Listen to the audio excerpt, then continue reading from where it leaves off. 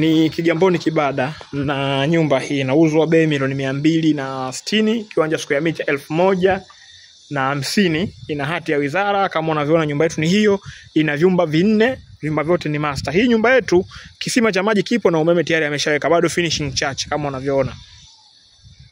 Hapa ni sehemu ya mlinzi. Mjengo wetu ni huo, bei milioni 260, Kigamboni Kibada. Kama unavyoona garden tayari hapa. Naingia ndani. Nyumba yetu ina vyumba 4, vyumba vyote ni master. Hapa ni sitting room na jiko lake hili hapa. Vyumba vyote ni master. Umeona vyumba vyote hizo hapo. Hii hapa master ya kwanza. Choo chake hichi hapa. Bado finishing chache, bei milioni 260.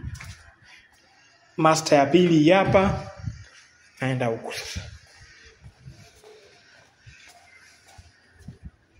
Hii ndo master kubwa ya baba na mama.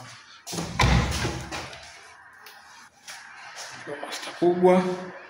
Hii nyumba bado finishing chache. Chocha. Hii hapa chumba cha 4.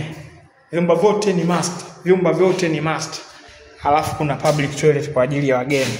Nyumba hii bado finishing chache. Kigamboni Kibada. Ina hati ya wizara, square mita 1050. Kama unavyoona mimi nimetoka kule. Unaona garden hiyo. Garden ya kisasa kabisa.